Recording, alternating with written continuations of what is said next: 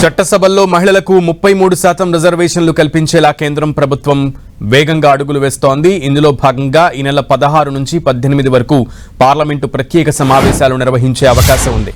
వాస్తవానికి parliament budget రెండో విడత సమావేశాలు ఇవాళ్టితో ముగియనున్నాయి. అయితే పార్లమెంట్ సమావేశాలను ప్రోరోగ్ చేయకుండా కేవలం ఇవాళ వాయిదా వేసి అవకాశం కనబడుతోంది. ఈ నెల 16 నుంచి 3 రోజుల పాటు ప్రత్యేక సమావేశాలు నిర్వహించి అందులోనే మహిళా రిజర్వేషన్ల బిల్లును ఆమోదించే దిశగా కేంద్ర ప్రభుత్వం అడుగులు వేస్తున్నట్లు తెలుస్తోంది. వాస్తవానికి కులగణన, నియోజకవర్గాల పునర్విభజన అనంతరం మహిళా రిజర్వేషన్లను అమలు చేయాలని కేంద్రం భావించింది. కానీ ఇప్పుడు మహిళా రిజర్వేషన్ల బిల్లును తీసుకొచ్చే యోచనలో ఉంది కేంద్రం. చట్టసభల్లో మహిళలకు 33% రిజర్వేషన్లు కల్పించేందుకు 2023లోనే పార్లమెంట్లో కేంద్ర ప్రభుత్వం చట్టాన్ని ఆమోదించింది. 106వ రాజ్యాంగ సవరణ ద్వారా చట్టసభల్లో మహిళలకు రిజర్వేషన్లు కల్పించేందుకు ఈ చట్టాన్ని తెచ్చింది. జనగణన, నియోజకవర్గాల పునర్విభజన అనంతరమే మహిళా రిజర్వేషన్ బిల్లు అమలు చేస్తామని 2023లో తీసుకొచ్చిన చట్టంలో ప్రస్తావించింది. ఈ మేరకు రిజర్వేషన్ బిల్లు సెక్షన్ 5లోనూ ప్రస్తావించింది.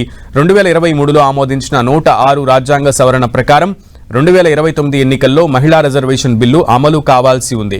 అయితే కులగణనతో పాటు జనగణనకు సుదీర్ఘ సమయం పట్టనుంది. దీంతో నియోజకవర్గాల పునర్విభజన ప్రక్రియ ఆలస్యమై మహిళా రిజర్వేషన్ల అమలుకు ఇబ్బందులు ఎదురయ్యే అవకాశం ఉందని కేంద్ర ప్రభుత్వం భావిస్తోంది.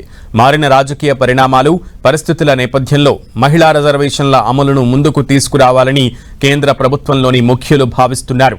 రిజర్వేషన్లను ముందుగానే అమలు చేసేలా రొటేషన్ పద్ధతిలో నియోజకవర్గాలు మారేలా సవరణ బిల్లును తయారు చేస్తున్నట్లు సమాచారం.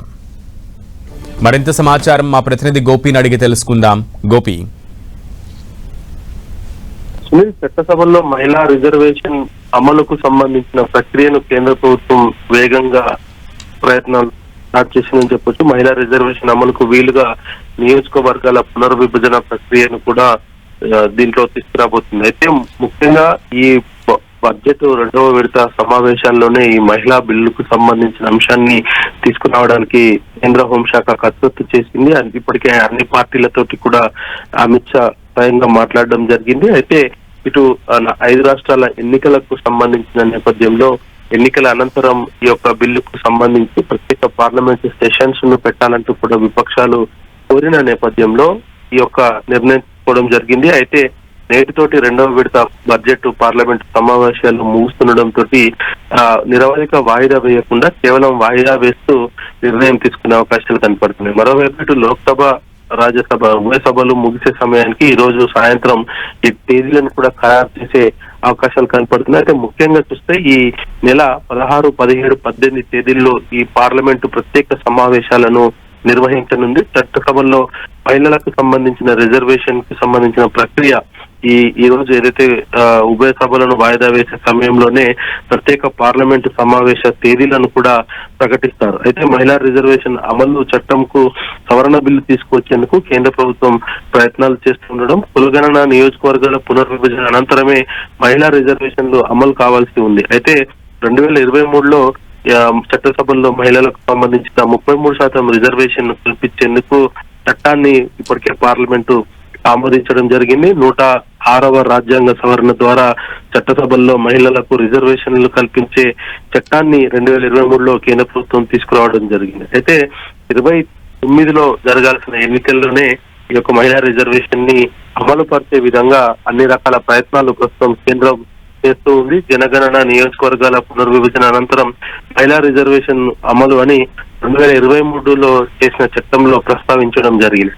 అయితే దీంట్లో కొంత ఏదైతే రిజర్వేషన్ బిల్లుకు సంబంధించి సెక్షన్ 5లో దీనికి సంబంధించిన ప్రస్తావన కూడా చేయడం జరిగింది. అయితే 106వ రాజ్యాంగ సవరణ ప్రకారంగా 2029 ఎన్నికల్లో అమలు కావాల్సిన మహిళా రిజర్వేషన్లను ఇంకా దానికి సంబంధించి కొంత టెక్నికల్ గా ఇబ్బందులు తలెత్తుండటంతో ఈ యొక్క ప్రత్యేక సమావేశాలను ఏర్పాటు చేసి ఈ బిల్లును తీసుకొచ్చేందుకు ప్రయత్నం చేయడం జరిగింది. కులగణనతో పాటు జనగణనకు కూడా సుదీర్ఘ సమయం పట్టే అవకాశాలు ఉన్నాయి. దీంతో నియోజకవర్గాల పునర్విభజన ప్రక్రియ ఆలస్యమయ్యి 2029లో మహిళా రిజర్వేషన్ అమలుకు ఇబ్బందులు ఎదురయ్యే అవకాశం ఉన్నట్టు కూడా ఇప్పటికే కేంద్ర ప్రభుత్వం ముఖ్యులు భావిస్తున్న నేపథ్యంలో మారుతున్న రాజకీయ పరిణామాలు, పరిస్థితుల నేపథ్యంలో మహిళా రిజర్వేషన్ల అమలును ముందుకు తీసుకురావాలని కేంద్ర ప్రభుత్వం భావిస్తూ ఉంది. రిజర్వేషన్లు ముందుగానే అమలు చేసే విధంగా రొటేషన్ పద్ధతిలో నియోజకవర్గాలు మారే విధంగా ఈ యొక్క సవరణ బిల్లును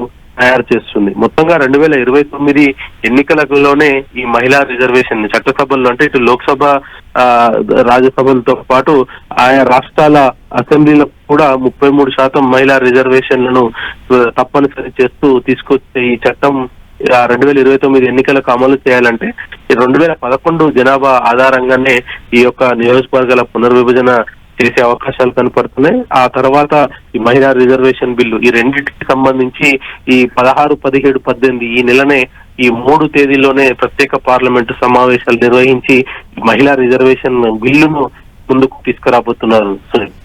గోపి, అయితే ఓ ప్రక్కన జనగణన కూడా చేయనున్నట్లుగా తెలుస్తోంది. కేంద్రం ఇప్పటికే ఆ విధంగా అడుగులు కూడా వేస్తోంది. సెన్సెస్ ఈ పాటికే జరగాల్సి ఉన్న నేపథ్యంలో కోవిడ్ కారణంగా ఆగిపోయింది. సో ఇప్పుడు ఆ జనగణన చేస్తూ ఆ లెక్కల ప్రకారం కాకుండా 2011 లెక్కల ప్రకారమే మహిళా రిజర్వేషన్ ఇవ్వడానికి ఆంతర్యం ఏంటి? అయితే ముఖ్యంగా ఇక్కడ టెక్నికల్ గా ఒక విషయాన్ని మనం గమనించవచ్చు. 2011 జనాభా ఆధారంగానే ఈ యొక్క నియోజకవర్గాల పునర్విభజన చేయడానికి జనగణన కులగణన చేయవలసిన అవసరం ఉంది. అయితే ఈ సంవత్సరం నుంచి వచ్చే సంవత్సరం వరకు కూడా ఈ యొక్క జనగణన కులగణనకు సంబంధించిన షెడ్యూల్ ని ఇప్పటికే ఫిక్స్ చేయడం జరిగింది. ఈ నెల నుంచే ఈ యొక్క ప్రక్రియ కూడా ప్రారంభం కాబోతుంది. ముందుగా ఇళ్ల సర్వేని చేస్తారు, ఆ తర్వాత వ్యక్తులకు సంబంధించిన వివరాలను సేకరిస్తారు. అయితే ఇందులో ఈ 2027 ఈ యొక్క జనగణన పూర్తి అయిన నేపథ్యంలో ఆ తర్వాత ఈ యొక్క నియోజకవర్గాల పునర్విభజన, జనాభా నిష్పత్తి, కులాల ఆధారంగా రిజర్వేషన్లు వీటన్నిటిని కూడా పరిగణనలోకి తీసుకుంటే మహిళా రిజర్వేషన్ ని 2029లో అమలు చేయడం దాదాపు అసాధ్యం. ఎందుకంటే 29లోనే ఈ యొక్క మహిళా రిజర్వేషన్ అమలు చేసే విధంగా 2023లోనే దీనికి సంబంధించిన చట్టం చేయడం జరిగింది. అయితే 2029లో ఈ యొక్క చట్టాన్ని అమలు చేయాలి మహిళా రిజర్వేషన్ ని అంటే దానికి ముందుగానే అంటే ఈ సంవత్సరమే ఈ జనగణన కులగణన పూర్తి అయితే ఆ తర్వాత మహిళా రిజర్వేషన్ సంబంధించిన ప్రక్రియ నియోజకవర్గాల పునర్విభజన ఈ అంశాన్ని కూడా తెరపైకి తీసుకురావచ్చు. కానీ ఇక్కడ 2011 జనగణన ఆధారంగా చేసుకోవడానికి ముఖ్యంగా ఇటు సౌత్ నుంచి వస్తున్న విజ్ఞప్తులు అంటే జనాభా ప్రాతిపదికన నియోజకవర్గాలు పునర్విభజన చేస్తారంటూ కూడా వచ్చిన నేపథ్యంలో కొన్ని అభ్యంతరాలు వ్యక్తమైన నేపథ్యంలోనే ఈ 50% పెంచుతూ అంటే నియోజకవర్గాలకు సంబంధించిన అంశం పైన 50% పెంచుతూ ఈ యొక్క నియోజకవర్గాల పునర్విభజన చేస్తూ ఉండడంతో ఇటు వివాదాలకు కొంత చెక్ పెట్టే ఆలోచన, అదేవిధంగా మహిళా రిజర్వేషన్ ని పకడ్బందీగా అమలు చేసే యోచన ఈ రెండింటిని కూడా దృష్టిలో ఉంచుకొని ఏకకాలంలో ఈ 2 బిల్లుల్ని కూడా తీసుకొచ్చేందుకు కేంద్రం 16, 17, 18 తేదీల్లోనే ప్రత్యేక సమావేశాలను ఏర్పాటు చేసింది. Okay Gopi, thank you.